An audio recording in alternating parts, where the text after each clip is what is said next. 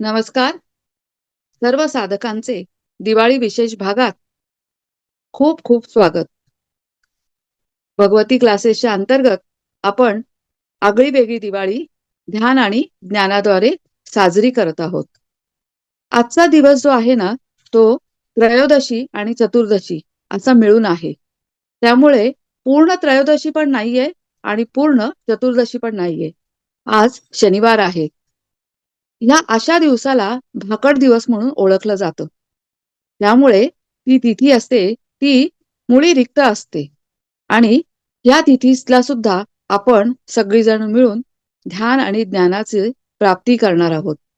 कारण ती सलगता आपल्यामध्ये मग निर्माण होईल आणि आपण आपली आत्म्याचा परमात्म्याशी जो सुसंवाद चालू आहे, आपला प्रवास चालू आहे, त्यासाठी आपण ती काळजी घेत आहोत.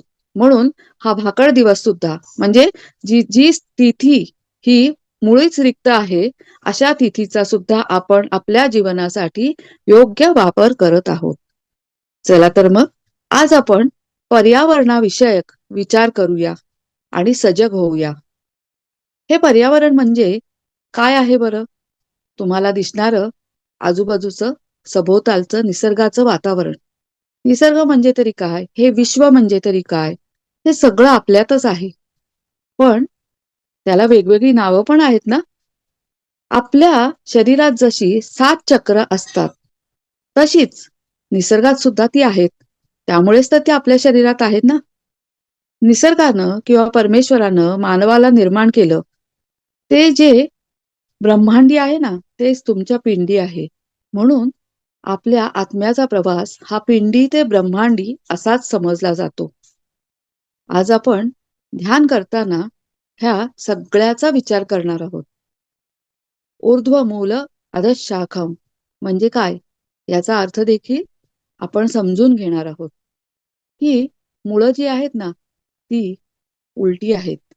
म्हणजे आकाश तत्वाकडे आहेत आणि ती सगळी मुळं ही आकाश तत्वातून खाली आलेली आहेत. तुम्ही ज्ञानेश्वरी जर वाचली असेल, तर तुमच्या हे लक्षात येईल. त्यामुळे चला तर मग आपण आता आपल्या आणि बाह्य अशा सर्व अंतरंगाचा आज शोध घेणार आहोत. त्या पर्यायाने आपण आपली प्रगती करणार आहोत. पर्यावरणाबद्दल विचार करणार आहोत आणि त्याचा ऱ्हास कसा थांबवता येईल याचा देखील प्रयत्न करणार आहोत. त्यामुळे परत एकदा सगळ्यांनी ध्यानाच्या स्थितीमध्ये या. जिथे बसला असाल तिथे सुखासनात, पद्मासनात आज हाताची मुद्रा मात्र तुम्हाला सांगू अशीच घ्या एकमेकांमध्ये जोडून. कारण आज आपण हे सगळं आहे ना ते स्वतःसाठी करणार आहोत. आणि स्वचा विचार करता करता या ब्रह्मांडाचा विचार आपण करणार आहोत. खऱ्या अर्थाने पिंडी ते ब्रह्मांडी याचाच विचार आज आपण करणार आहोत. त्यामुळे अशी मुद्रा करा, पाय एकमेकांमध्ये लॉक करा. खुर्चीवर बसला असाल तरी सुद्धा ते क्रॉस करा, कारण ती एनर्जी बाहेर जाऊ नये. ती तुमच्या शरीरातच लॉक व्हावी यासाठी. डोळे बंद करा. श्वासावर लक्ष पूर्णपणे केंद्रित करा. श्वास 3दा आत बाहेर. दीर्घ श्वास घ्या आणि हळूहळू तो सोडा. दीर्घ श्वास आणि हळूहळू सोडावा. तो पोटातून सोडावा. अशी आज एक थोडीशी वेगळी क्रिया करा. श्वास भरून घ्या आणि तो पोटात गेला पाहिजे आणि पोटातून तो हळूहळू बाहेर परत नाकाद्वारे सोडा.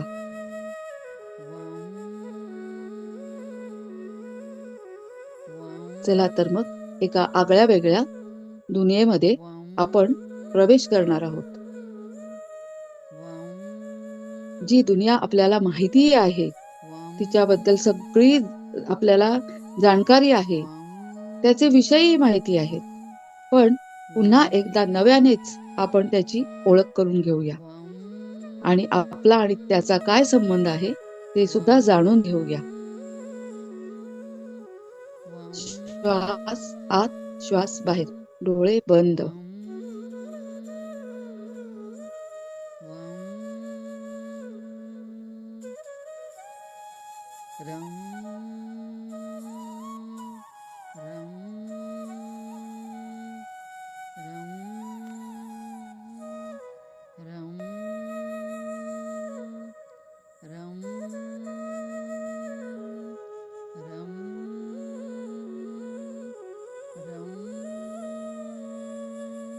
पर्यावरण म्हणजे काय?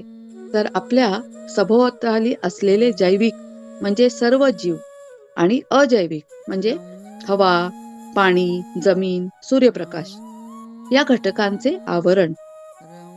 परिसंस्था म्हणजे अजैविक आणि जैविक घटकांचा एकमेकांशी असलेला संबंध आणि त्यांच्यातील आंतरक्रिया होय. या घटकांच्या मिश्रणातूनच पुढे जैवविविधता किंवा अन्न साखळी तयार होते.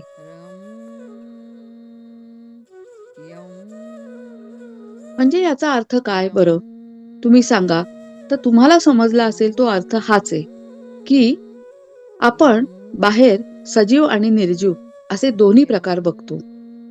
सजीव म्हणजे काय? वृक्ष, वेली हे सुद्धा सजीवच आहेत. पाणी हे सुद्धा सजीवच आहे. कारण पाण्यापासूनच अन्न प्रक्रिया पुढे होत असते आणि वृक्षांपासून मिळणाऱ्या अन्नापासून आपण आपल्याला खाण्यायोग्य आपण अन्न निर्माण करतो. आता सजीवांमध्ये हे दोन्ही सुद्धा येतात. सूर्य प्रकाश देतो म्हणून धरतीवर जैवविविधता म्हणजे वृक्षांचं पालन होतं. पाण्याचा ऱ्हास होतो. पाणी उष्णतेने हवा बनून वाफ बनून वरती जातं आणि परत थंड हवा लागली की तो पावसाच्या रूपाने खाली धरतीवर पडतो आणि जे बीज वाऱ्याने इथे तिथे उडून गेलेले असते तर ती रुजतात आणि त्यातूनच खाण्यायोग्य असे पदार्थ बनतात.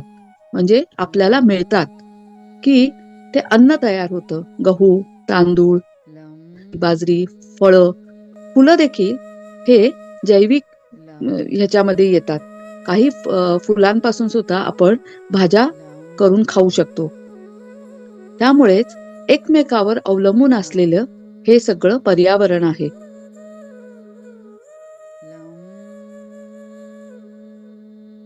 वनस्पती किंवा प्राणी ज्या नैसर्गिक परिसरात जगतात, वाढतात, तेथील हवा, जमीन, पाणी, इतर सजीव, पर्जन्यमान, उंची, तापमान हे सर्व ना वैज्ञानिक परिभाषेमध्ये किंवा आपल्या बोलीभाषेत सुद्धा पर्यावरण या शब्दात मोडतात.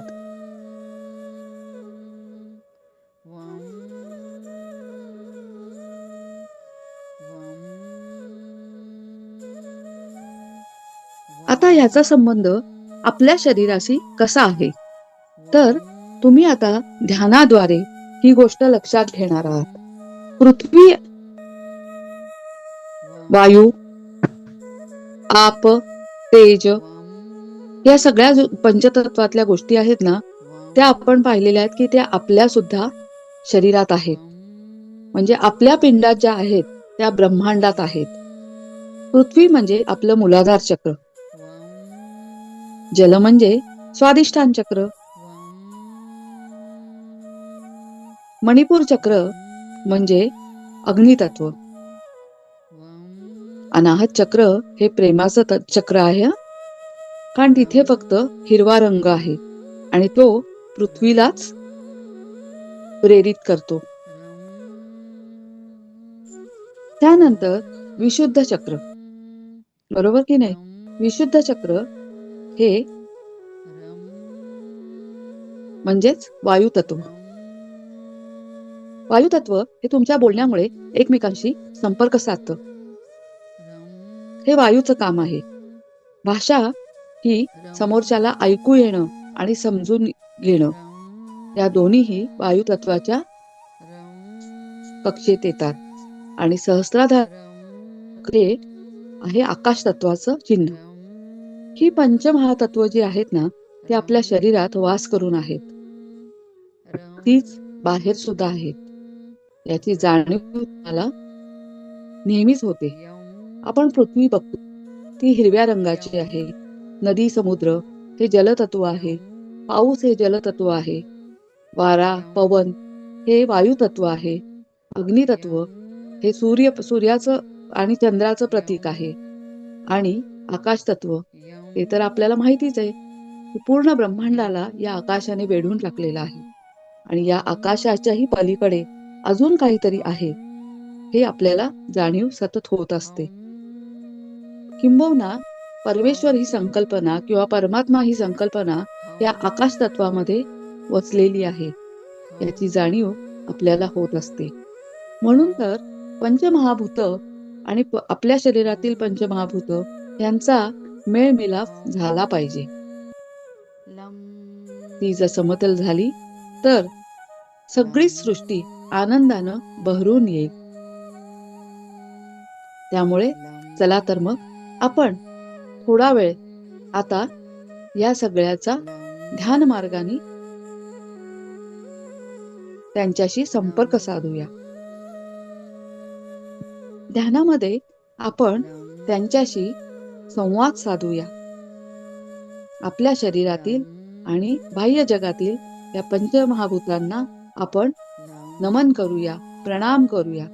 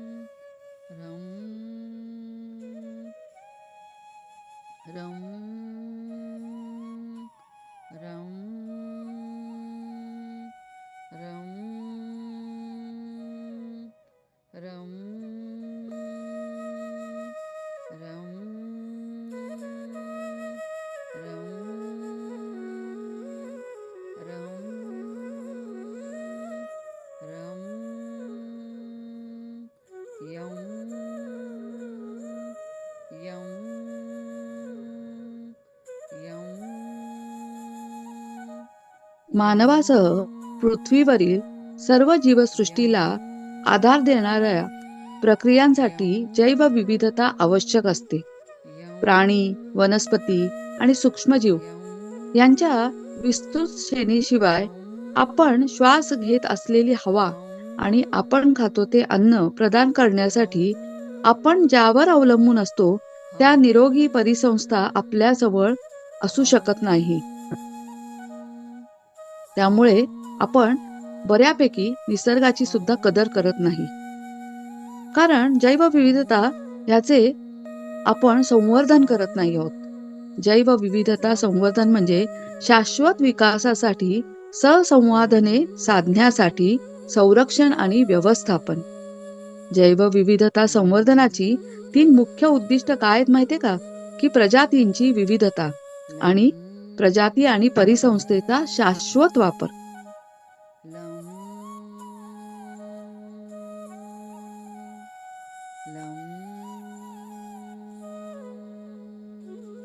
अलीकडच्या काळात ना चिंताजनक दर काय आहे माहितीये का? एक की जैवविविधता आपली कमी होत चाललेली आहे. मुख्यत्वे करून मानवी क्रियाकलापांमुळे, जसा जमिनीचा वापर बदल, प्रदूषण, हवामान बदल. आणि हे सगळं कशामुळे होत आहे तर आपण त्याचा दुरुपयोग करत आहोत. तुम्ही पाहत असाल की जंगलतोड, वृक्ष संवर्धन ही फार मोठी आता काळाची गरज होत चाललेली आहे. कारण पृथ्वीचा भार पृथ्वीचा भार म्हटल्यावर तुम्हाला लक्षात येईल की पृथ्वीवर सगळ्या प्रकारचे जीवजंतू एकत्रितपणे राहत असतात आणि त्यात झाडं सुद्धा आली. वृक्ष संवर्धन करणे हे फार मोठं गरजेचं झालेलं आहे. वृक्ष संवर्धन जर केलं नाही तर तापमानातील बदल तुम्ही आता जाणवतच आहे तुम्हाला की अचानक तुम्हाला खूप गरम व्हायला लागलेलं आहे. अचानक उष्णता खूप वाढायला लागलेली आहे. तुम्ही जरी आता एसीचा वापर केला, पंख्याचा वापर केला, तरी हे किती काळ टिकणार आहे बरं? नाहीच. हे टिकूच शकत नाही जास्त. कारण जी वीज बनते ना, ती सुद्धा मुळात वृक्षापासूनच बनते. लाकडापासूनच बनते. लाकडाचे जसे वृक्षाचे म्हणजे विविध जसे फायदे आहेत, तसेच मानवाने त्याचे तोटे देखील करून ठेवलेले आहेत. कारण प्रत्येक गोष्ट अन्नसाखळीची एकमेकावर अवलंबून आहे आणि जे एकमेकावर अवलंबून आहेत तेच मुळात आपण त्याच्यावर घाव घालत आहोत. वृक्षतोड बेसुमार होत आहे आणि सिमेंट काँक्रीटची जंगलं बनत आहेत. सिमेंट काँक्रीटच्या जंगलामुळे आपल्याकडे दुर्मिळ असलेले सगळे वृक्ष नाहीसे होत आहेत, की आपल्या पूर्वजांनी ते औषधी आहेत आणि त्यांचा कसा वापर करावा आणि ते कसे आपल्या सगळ्या संपूर्ण जीवनासाठी लाभदायक आहेत, ह्याचा उहापोह प्रत्येक आयुर्वेदिक ग्रंथात करून ठेवलेला होता. पण आपण मात्र काय केलं आहे? जी पाणी देणारी आपल्या झाडांची मुळं जी खाली खोलवर जी रुजायची आणि त्यातनं जमिनीतून पाण्याचा स्रोत होता, तो देखील आपण कमी केलेला आहे. कारण पाण्याला जवळ करणारे वृक्ष हेच आपण नाहीसे करत चाललेलो आहोत. एकमेकावर असलेली अन्नसाखळी ही याच मार्गातली आहे. पर्यावरणातील बदल तो सुद्धा ह्याच मार्गातील आहे. त्यामुळे काय झालेलं आहे की प्राणी, झाडांवर बसणारे पक्षी, झाडांच्या खाली आसरा घेणारे प्राणी हे सुद्धा जमात कमी कमी होत चाललेली आहे.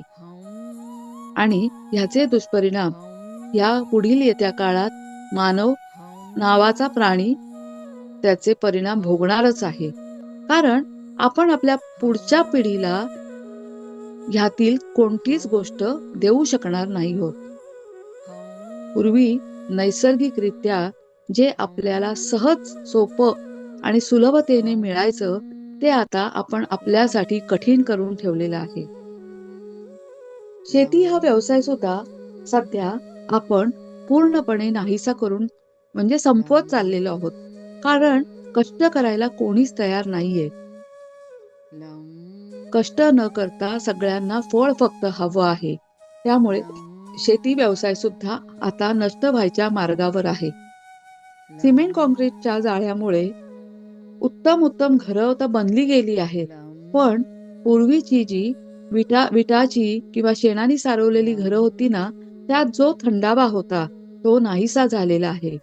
आता आपल्याला कृत्रिमरित्या तयार केलेल्या एसी किंवा फॅनचा वापर करावा लागतो आणि तरीही आपल्या जीवनात आलेली उष्णता काही कमी होत नाहीये. कारण त्याची बिलं एवढी येतात की आपण पुन्हा त्या सगळ्याला त्याच चक्रात पैशाच्या अडकतो. कारण सुखाने आपण गारवाही खाऊ शकत नाही.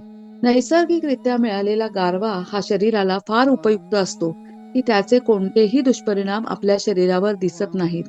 परंतु तुम्ही जेव्हा एसी किंवा फॅनची हवा घेता ना, तेव्हा आपण आपल्या शरीरातील प्रतिकारशक्ती कमी करून आपल्याला सर्दी किंवा खोकला असे वेगळे आपले रोग आपल्या पाठीशी लागतात.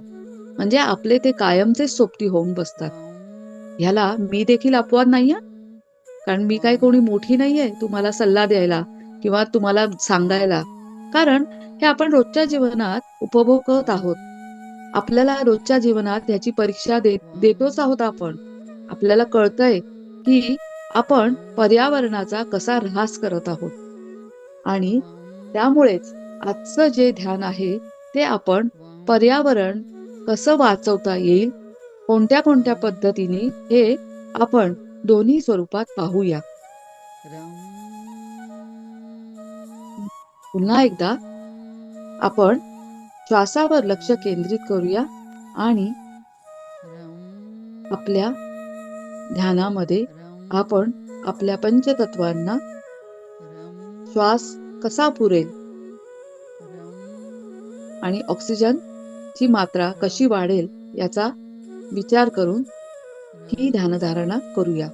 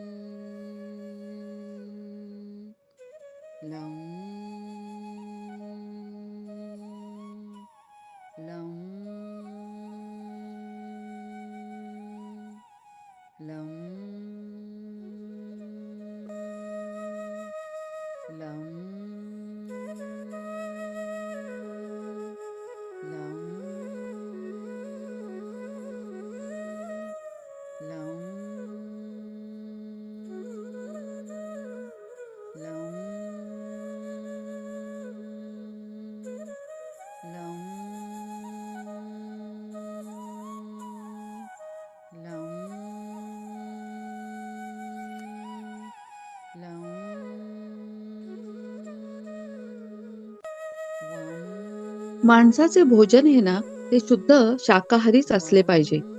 कोणत्याही प्रकारचा मांसाहार केव्हाही करू नये. कारण मानवाचे शरीर हे निसर्गतः शुद्ध शाकाहारासाठीच निर्माण केलेले आहे. मांसाहारामुळे शरीरातील आम्लता वाढते आणि ही आपणास धोकादायक असते. कारण तुम्ही पाहिलेलं असेल की मांसाहार केला की माणसाला थोडंसं जडत्व येतं. शरीर हे जडत्वशील होऊन जातं. त्याला आळस येतो, त्याला झोप येते, काही काम करायची इच्छा होत नाही आणि काही वेळा तर ऍसिडिटीही वाढते. शाकाहारी पदार्थ खाल्ल्याने 7 ते 8 तासात ते पचतात. मांसाहाराला मात्र पचनासाठी 72 तास लागतात. त्यामुळे मांस पोटात चढते व अनेक आजार होतात. हार्ट अटॅक, कॅन्सर, डायबेटीस इत्यादी. आणि माणसाची वृत्ती जी आहे ती तामसी होते. तुम्ही पाहिलं असेल की माणसं उग्र स्वरूपाची होतात. म्हणजे ते भांडायलाच लागतात. असं काही नाहीये. शाकाहारी लोक पण चिडत असतात, रागवत असतात.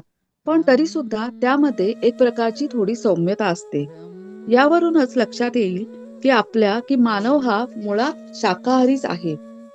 शाकाहारी प्राणी आणि मांसाहारी प्राण्यांमधले थोडेफार फरक मी तुम्हाला सांगते. शाकाहारी प्राणी हे ओठाने पाणी पितात. मांसाहारी प्राणी हे जिभेने पितात. शाकाहारी प्राण्याचे डोळे जन्मताच उघडे असतात आणि मांसाहारी जन्मानंतर काही दिवसांनी डोळे उघडतात. शाकाहारी प्राणी जे असतात त्यांना अंधारात दिसत नाही आणि मांसाहारी प्राण्यांना अंधारातच जास्त दिसते. शाकाहारी जे असतात शाकाहार म्हणजे आपण मनुष्याच्या पोटात ऍसिड हे सामान्य तीव्रतेचे असते. ऍसिड हे प्रत्येकाच्या पोटात असतेच. ऍसिड म्हणजे पित्त.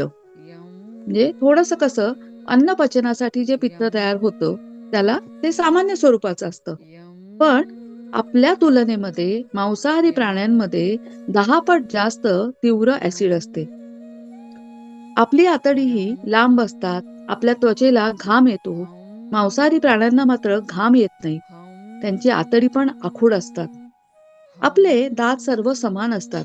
पण त्यांना मांसाहारी प्राण्यांना शेवटचे दात सुळे असतात.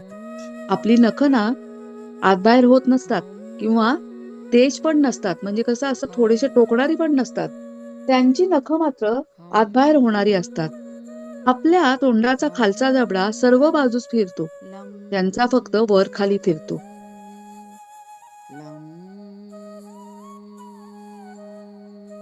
मांसाहारी प्राणी हा त्याच्या शरीराच्याच अवयवांचा वापर करून शिकार करतो आणि मांस तोडतो.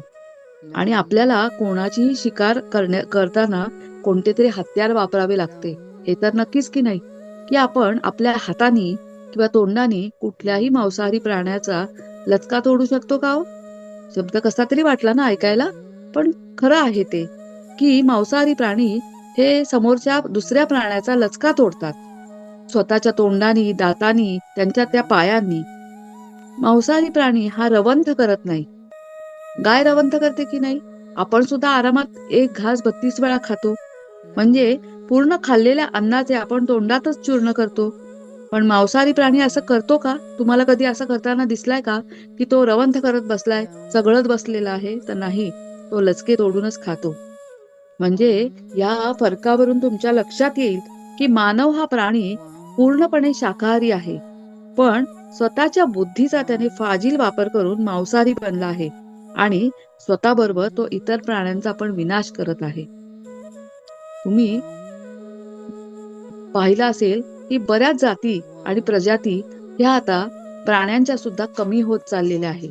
निसर्ग नियमानुसार आतापर्यंत प्राणी एकमेकांनाच खाऊन संपवत होते.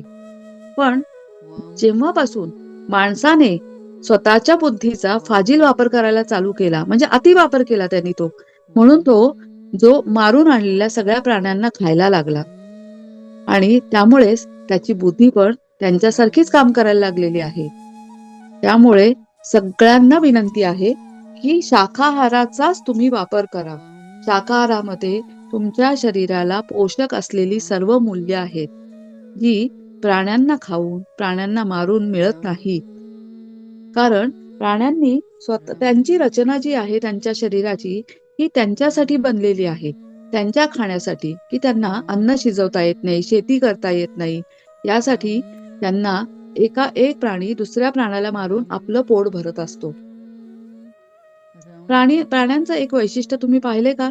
तुमच्या नजरेत आलेलं, की प्राणी हा माणसासारखा दर 2 तासांनी खात नाही. तो एकदाच शिकार करतो आणि 2 दिवस ती संपवल्यावर 4-5 दिवस तो परत पोटाचा अन्न खायचा विचार करत नाही. म्हणजे कुठलीही दुसरी शिकार करायचा तो प्रयत्न करत नाही. पण आपण काय करतो? आपलं पोट भरलेलं जरी असेल, तरी त्यावर अजून काही चांगलं दिसलं तर ते पण खायचा प्रयत्न करतो आणि खातो. आणि मग मला पोट दुखतंय, अन्न जड झालंय, अंगावर आलंय, असं करतो. आणि ॲसिडिटीच्या किंवा ह्याच्या गोळ्या घेतो किंवा काही वेळा ते न पचलं गेलं तर उलट्या, जुलाब वगैरे सुद्धा होतात. म्हणजे आपल्याला परमेश्वरांनी रोगी होऊ नकोस, भोगी होऊ नकोस, निरोगी हो, असं सांगितलेलं असून सुद्धा आपण काय करतो बरं? आपण तो समोर आलेल्या अन्नाचा भोग घेतो आणि रोगी व्हायचा प्रयत्न करतो आणि आपण रोगी होण्याच्याच मार्गावर जातो. त्यामुळे आजचं आपलं ध्यान आणि ज्ञान हे दोन्ही सुद्धा आपल्याला निरोगी कसे बनायचं या मार्गावरचं आहे. तर चला तर मग पुन्हा एकदा आपल्या शरीरातील पंचतत्व आपण समतल करायचा प्रयत्न करूया आणि ध्यान करूया. श्वासावर लक्ष केंद्रित करा आणि आपलं पूर्ण लक्ष आपल्या शरीराच्या आतमध्ये असलेल्या पंचतत्वांवर केंद्रित करा.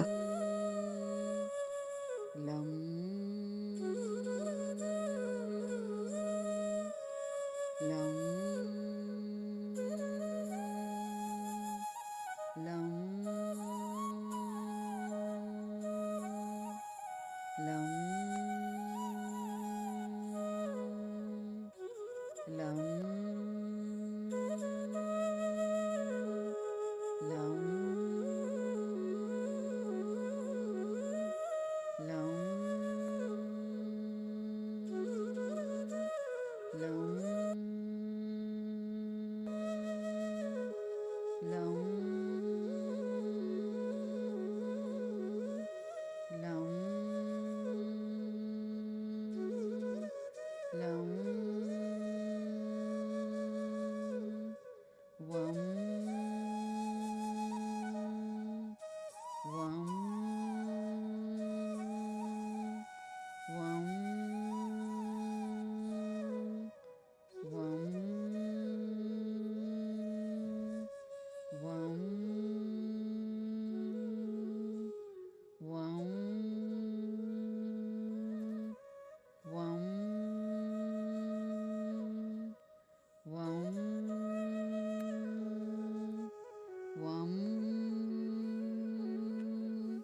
वं वं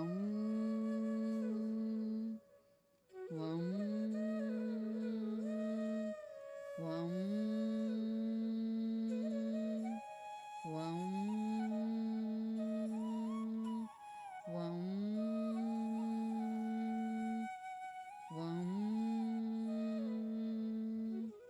वं रं रं रं रं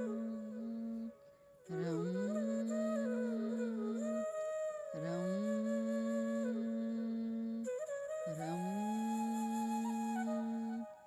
रं रं रं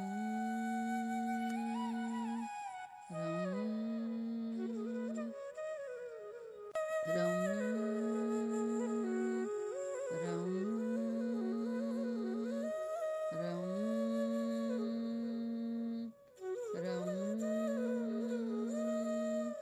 रं रं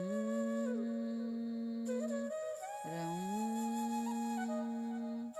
रं रं यं यं यं यं यं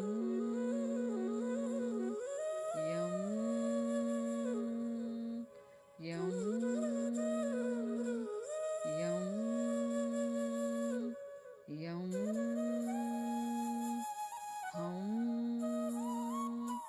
हं हं हं हं हं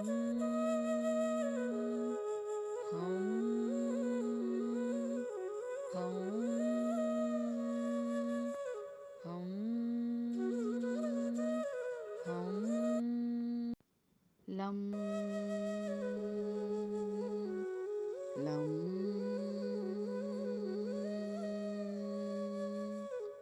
लं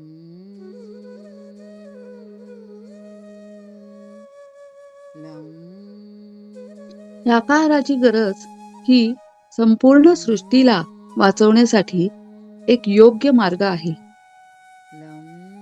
कारण शरीराला पोखरत जाणारी आणि मृत्यूला समीप आणणारी ही सर्व जी मांसाहाराची जी गोष्टी आहेत त्या सगळ्यांपासून आपल्याला आता मनुष्याला लांब ठेवलं पाहिजे. कारण त्यामुळे येणारे जे रोग आहेत त्याच्यामुळे आपल्याला खूप त्रास होतात आणि मग शेवटच्या क्षणी याचा विचार करून काहीही फायदा नसतो. त्यामुळे शाकाहार, सदाचार अशा सर्व जीव मंगल प्रतिष्ठान असं आपण म्हणायला पाहिजे की सर्व जीव जे आहे त्यांचं मंगल हो. आनंदी कुटुंब आपणच निर्माण करू शकतो आणि त्यासाठी या पंचमहातत्वांमधील सर्व जे जैविक घटक एकमेकांवर अवलंबून आहेत त्या सगळ्यांचा आपण पुन्हा नव्याने विचार करून त्यांना वाचवू शकतो. कारण प्रत्येक घटक हा एकमेकावर अवलंबून आहे आणि शेतजमीन, जंगलं, पाणी, हवा, ऊर्जा, धान्य ह्या सगळ्या ज्या आहेत ना, ह्या सर्व एकमेकांवर अवलंबून असलेल्या गोष्टी आहेत. हे तर आपण लहानपणी सुद्धा आपल्या भूगोलामध्ये शिकलेलो आहोत. पण प्रत्यक्षात मात्र आपण त्याचं संवर्धन करण्यापेक्षा त्याची तोडच जास्त करत आहोत. त्याचा गैरवापर करत आहोत. नवनवीन निर्माण करण्याच्या नादात आपल्या पूर्वजांनी आपल्याला ही सांगड कशी योग्य प्रकारे घालून दिली होती, त्याचा आत्ता कुठेतरी आपल्या अर्थ लक्षात यायला लागलेला आहे. पण अजूनही वेळ गेलेली नाही, अशा स्वरूपात आपण त्याचं ते कार्य करू शकतो. कारण आपल्याला हे माहिती आहे की आपली पंचमहातत्व एकमेकांवर अवलंबून आहेत. एकाचा जरी बॅलन्स बिघडला तर संपूर्ण जग हलतं. तुम्ही विचार करा की भूकंप वगैरे कशाने होतात, किंवा काही ठिकाणी अग्नितत्व म्हणजे कशामुळे लागतात, तर काही ठिकाणी निसर्ग आपलं वादळरूपी रौद्ररूप कसं धारण करतो. तर ह्या सगळ्या ज्या घटना आहेत त्या सगळ्या परस्परांवर अवलंबून आहेत आणि त्या घडतायत. का घडतायत? जेव्हा ह्या गोष्टी समतल असतात त्यावेळेला मात्र सर्व काही सुरळीत चालू असते. परंतु ज्या ज्या ठिकाणची झाडं जास्तीत जास्त कापली गेली असतील, किंवा ज्या ठिकाणी पाण्यावर अतिक्रमण करून त्यावर माणसानी नवनवीन काही निर्मिती केली असेल, घरांची म्हणा किंवा जहाज, बोटी, किंवा त्यांनी आक्रमण केलंय, माणसानी जिथे जिथे आक्रमण केली आहेत ना, त्या त्या जागी समतल न राहता काय होतो, तो भाग असमतल होतो आणि मग मात्र निसर्गाला त्याचं रौद्ररूप धारण करावं लागतं. कारण त्याच्या जागेवर आपण पूर्णपणे ताबा टाकलेला आहे. तुम्ही विचार करा, तुमच्या पण घरावर जर कोणी ताबा टाकला तर तुम्ही शांत राहाल का? नाही ना. तसंच आहे ते. परमेश्वराने प्रत्येक भाग हे व्यवस्थितरित्या जे उपयोगी आहेत मानवी जीवनाला, पृथ्वीला, तसे ते निर्माण केलेले आहेत.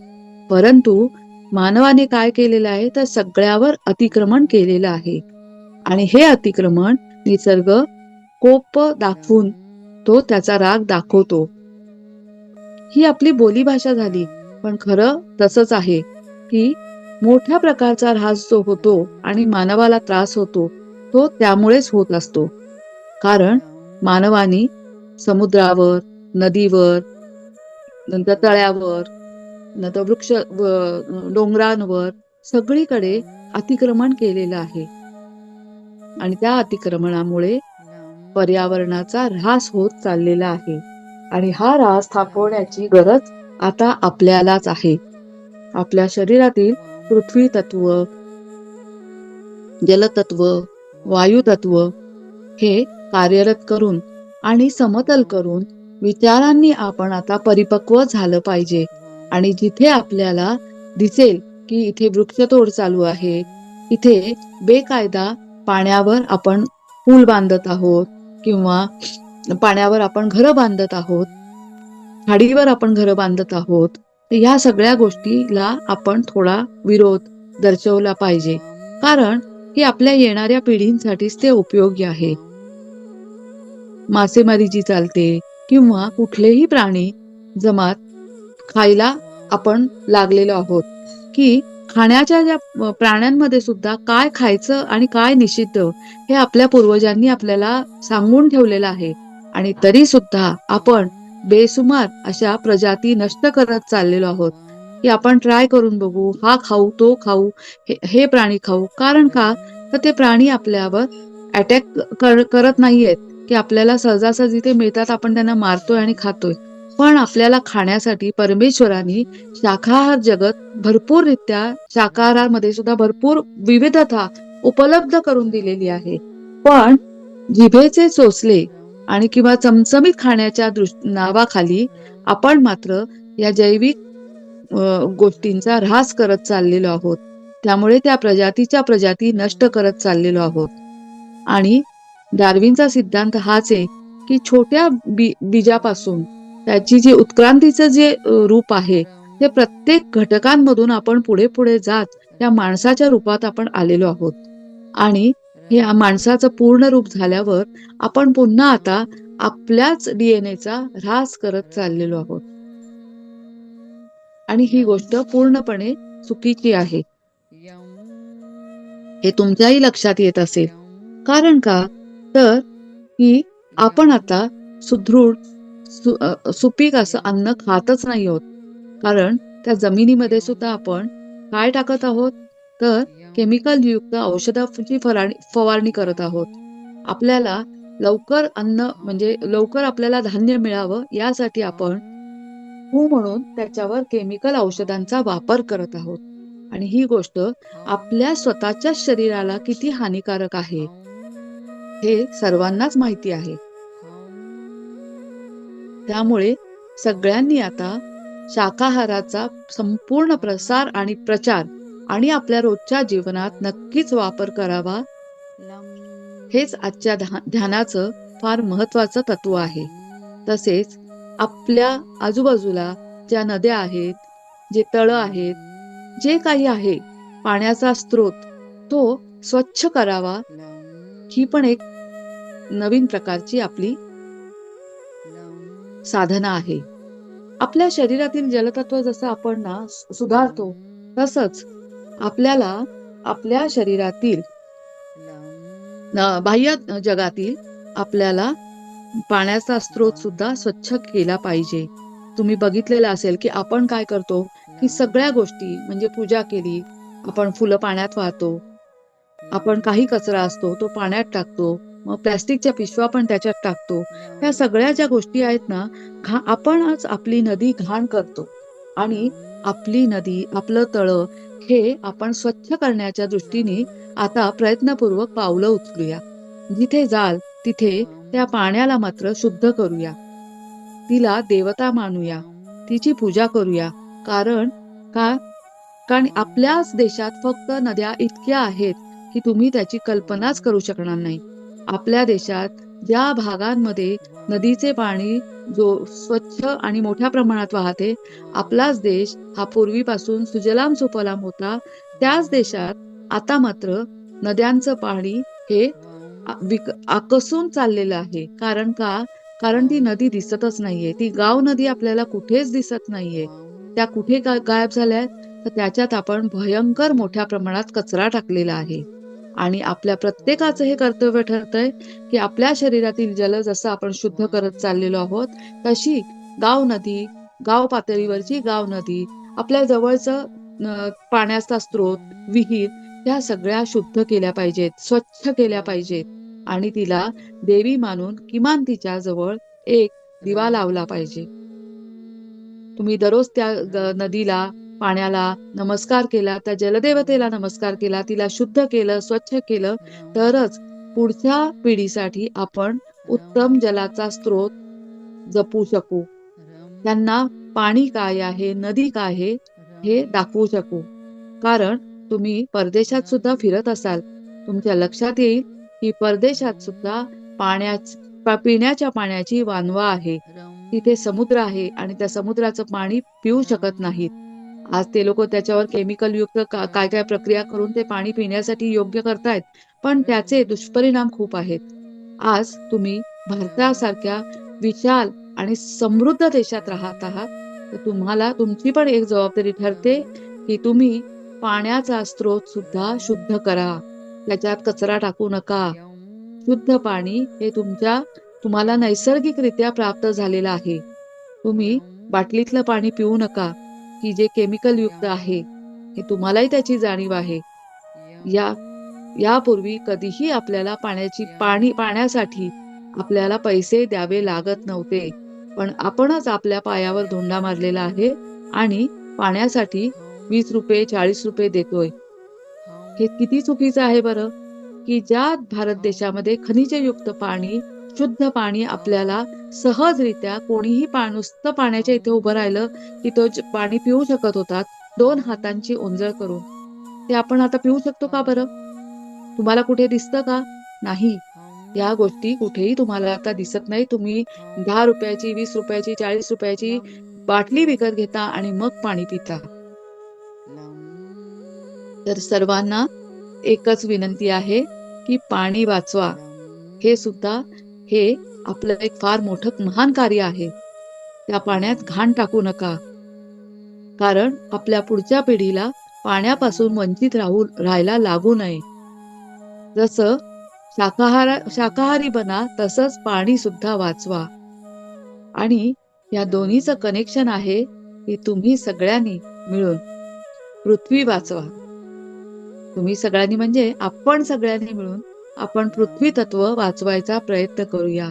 कारण एक पृथ्वीला आपण वाचवायचा प्रयत्न केला तर ऑटोमॅटिक जैविक साखळी ही वाचली जाणार आहे, ती जी एकमेकांवर अवलंबून आहे. आणि अवलंबून असल्यामुळेच त्याचं महत्व फार मोठं आहे. चला तर मग पुन्हा एकदा ध्यानात आपण आपल्या पृथ्वी तत्वाशी एकरूप होऊया आणि आपण सर्व पृथ्वीला ऊर्जा देऊया की जेणेकरून ते पृथ्वी तत्व खूप सुंदर प्रकारे आपलं पुढचं कार्य करेल. आपण सगळ्यांनी मिळून आज पृथ्वीला ऊर्जा द्यायची आहे.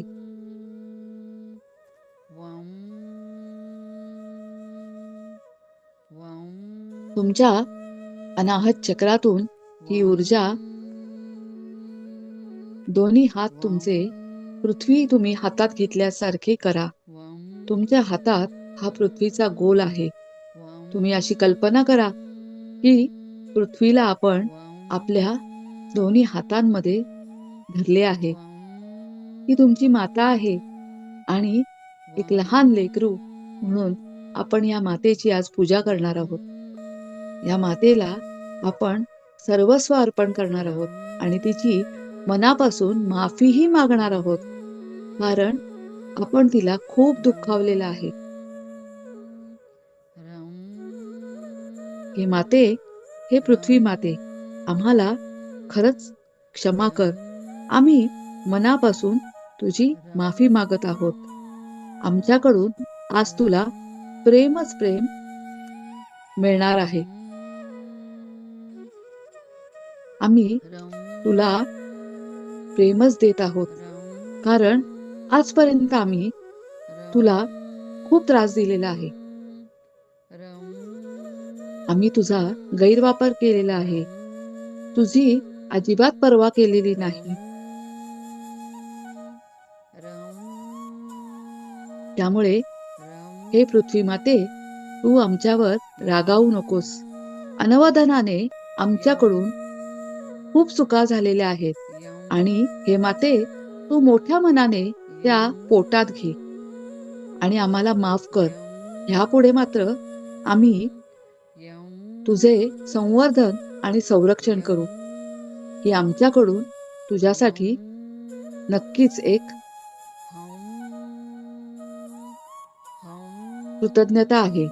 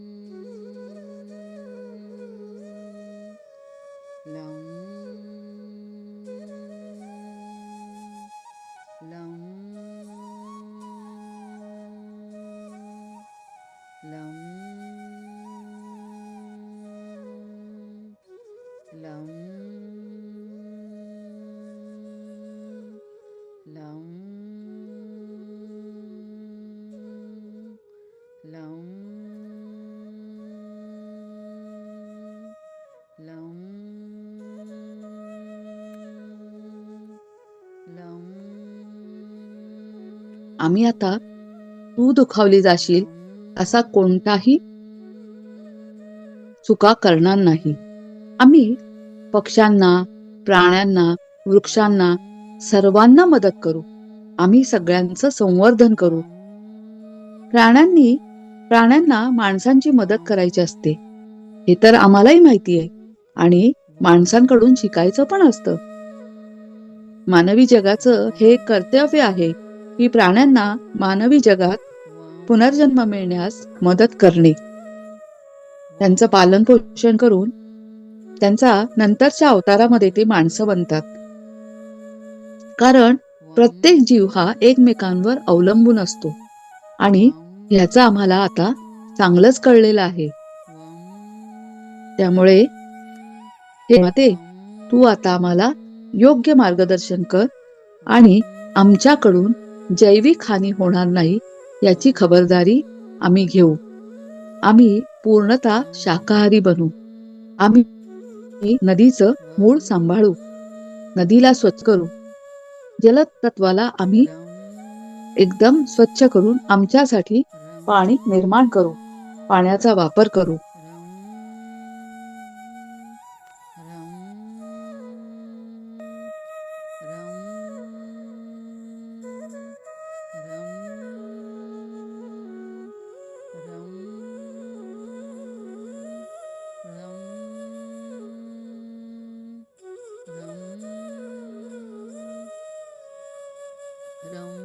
तू देतेस म्हणून आम्ही ते भरभरून लुटत आहोत, पण हे लुटताना आमच्याकडून तुझी हानी होत आहे, तुला त्रास होत आहे याची आम्हाला पूर्ण जाणीव आहे.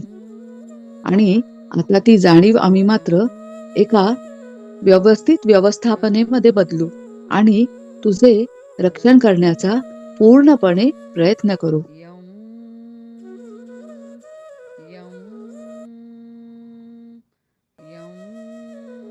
निसर्गाचं निरपेक्ष दातृत्व पाहिलं की हात जोडले जातात. सूर्यनारायण केवढा प्रकाश देतो, पण एक पैसाही बिल आपल्याला पाठवत नाही. मग उगवत्या सूर्याला आपण नमस्कार केला किंवा अर्ध्य दिलं किंवा सौरसूक्ताची आवर्तन केली तर ती कृतज्ञता होईल की अंधश्रद्धा? विचार करा बरं. पाऊस पडतो म्हणून जीवनावश्यक पाण्याची गरज भागते, मग जलदेवतेला नमस्कार करून कृतज्ञता व्यक्त करणे ही पूजाच होत नाही का? चंद्रामुळे वनस्पतींना औषधी गुणधर्म प्राप्त होतात आणि त्यामुळे आपल्याला आरोग्यही मिळते. म्हणून चंद्राला नमस्कार करणे ही सुद्धा काय आहे? कृतज्ञताच आहे. पृथ्वी माता आपल्याला आधार देते, नाहीतर आपण अधांतरी निराधार झालो असतो. मग पूजेच्या वेळी आपण तिला आधार देवताय नमः असं म्हणून फुल वाहतो. सकाळी उठल्यावर आपण जमिनीवर डोके ठेवून समुद्र वसने देवी पर्वतस्तन मंडले विष्णू पत्नी नमस्तुभ्यं पादस्पर्शम क्षमस्व मे अशी क्षमा मागतो. ती भूमिमाता आपल्याकडून किती भाडं मागते बरं? आपण रात्री निद्रासुख घेत असतो तेव्हा आतमध्ये एक शक्ती नित्य जागृत राहून आमचे हृदय, श्वास, पचन सारे चालू ठेवते. तर तिची प्रेमाने भक्ती करणे हे किती उदात्त कार्य आहे. ही काळी आई आपल्याला किती वेगवेगळे धान्य आणि विविध चवींची फळं देते. ते स्मरून तिला नमस्कार केला तर हृदयात भक्तिसागर उसळतो. त्या बदल्यात ती तर काहीच मागत नाही, पण कुदळीचे किती घाव सहन करते, लोकांची थुंकी, मलमूत्र सारे सहन करते. त्यामुळे आपण आता हा विचार केला पाहिजे की आपण या पृथ्वी तत्वाचं, पृथ्वी मातेचं किती नुकसान करत आहोत. आपण विचार करतो का? तिच्या अंगावर थुंकताना, तिच्यावर चालताना, तिच्यावर उड्या मारताना, तिच्यावर मलमूत्र करताना नाही ना? मग आपली चुकी आहे की आपल्याला तिने सगळं न बोलता बहाल केलेलं आहे. ती तिची कुठेही तक्रार नाहीये, पण तिचा ऱ्हास होत आहे की जेणेकरून तिच्याच मुलांना म्हणजे आपल्याला उष्णतेचा, अतिपर्जन्यतेचा, भूकंपाचा असे त्रास पण होत आहेत. हं? पर्यावरण असमतोल झालं की विविध प्रकारचे आजार उत्पन्न होत आहेत आणि त्या आजारांसाठी परत आपण काहीतरी अजून वेगळी औषधं खातो. पण हा पर्यावरणाचा समतोल ढळू न देण्यासाठी आपण आता कटिबद्ध आहोत. आपण आपल्या शरीरातील पंचतत्वांना जसं पूर्णपणे समतल करायचा प्रयत्न करत आहोत, तसाच बाह्य पर्यावरणात देखील आपण ही गोष्ट करत आहोत आणि करणार आहोत. हेच आजच्या ध्यानाचं फार मोठं फलित आहे. तुम्ही फटाक्यांचा धूर पण करू नका. फटाके वाजवा तुम्ही फटाके. कारण सण आहे हे समजत नाही त्यामुळे. पण दिवाळीचा एकच सण आहे. त्यामुळे खूप सारे फटाके वाजवण्यापेक्षा प्रदूषण मुक्त आपण दिवाळी साजरी करूया. थोडेफार फटाके लहान मुलांसाठी आपण वाजवलेच पाहिजे. कारण त्यांना दिवाळी म्हणजे काय हे समजले पाहिजे.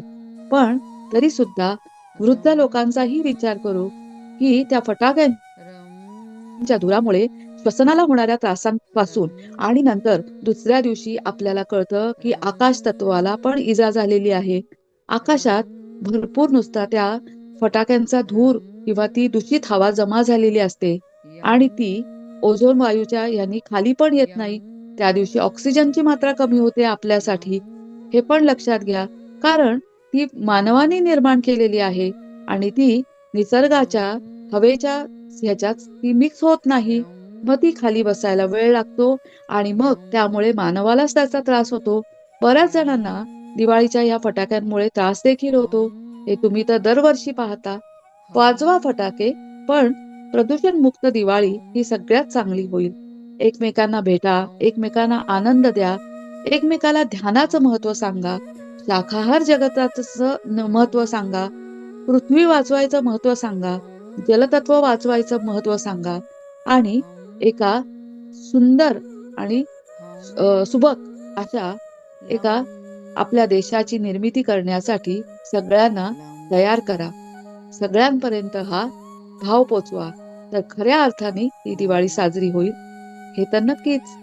कारण आपण आपल्या मनामध्ये, आपल्या तनामध्ये ही सर्व पंचतत्वाची उत्तम दिवाळी साजरी करत आहोत.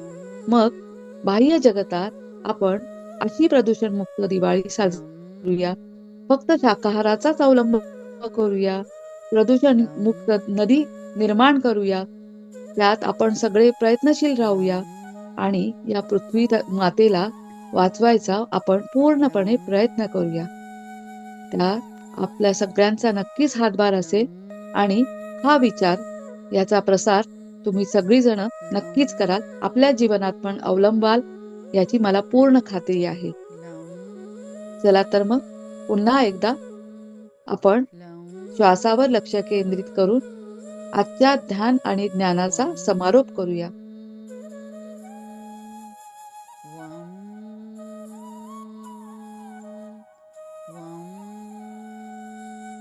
इंदा दीर्घ श्वास घ्या आणि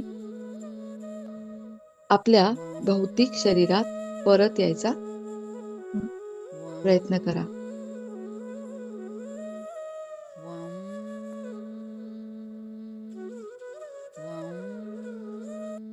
श्वास आत, श्वास बाहेर. अशा या रिक्त दिवसाचा वापर सुद्धा आपण चांगल्या कार्यासाठी करणार आहोत. तुम्ही हे उत्तम ज्ञान घेतलेलं आहे. हे सगळं तुम्हाला माहीतच होतं. पण कुठेतरी या विचारांनी तुम्ही आता प्रेरित व्हाल. किमान 10 लोकांना तरी तुम्ही शाकाहार, प्रदूषणमुक्त नदी आणि पृथ्वी वाचवा हे जरी 3 संकल्प सांगितलेत आणि एकत्रित